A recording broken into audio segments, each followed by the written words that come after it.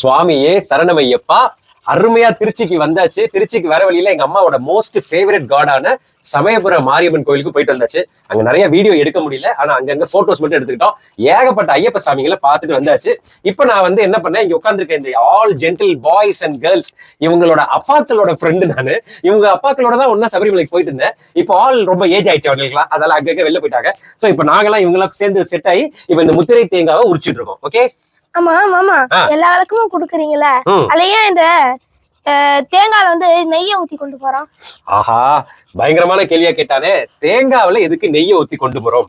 முதல் காரணம் என்னன்னா, நம்ம வந்து நெய் அபிஷேக பிரியன் நம்மளோட சுவாமியே சரணம் ஐயப்பா வந்து பயங்கரமான நெய் அபிஷேக பிரியன். ஆனா எதுக்காக குறிப்பா தேங்காய்க்குள்ளார நம்ம நெய்யை போடுறோம்? இந்த தேங்காய்ங்கிறது என்னன்னு பாத்தீங்கன்னா ஈஸியா கெட்டு போற ஒரு விஷயம். ஆனா நெய் வந்து கெட்டு போகாத விஷயம். இதுல ஒரு உலக பெரிய தத்துவத்தை வச்சிருக்காங்க. அதாவது அழியிற உடலுக்குள் அழியாத ஆன்மா. இந்த தேங்காய் வந்து நம்மளோட உடல் மாதிரி அழியிற ஒரு உடல். ஆனா இதுக்குள்ளார ஊத்துற அந்த நெய் பாத்தீங்கன்னா கெட்டு போகாத தூய்மையான ஒரு ஆன்மா மாதிரி. இப்போ பால் எடுத்துக்கிட்டேன்னு ஒரு 2 நாள்ல கெட்டு போயிடும்.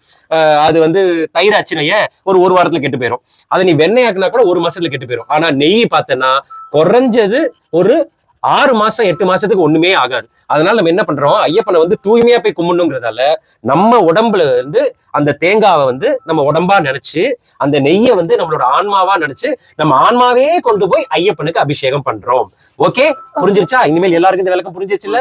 இது மாதிரி எங்களுக்கு தெரிஞ்ச விளக்கத்தெல்லாம் நாங்க சொல்லிட்டே இருக்கோம். இப்ப முத்திரை தேங்காய் உரிச்சிட்டு கீழே ஒரு அட்டகாசமான பூஜை இருக்கு, அதுலயும் வந்து கலந்துக்கங்க.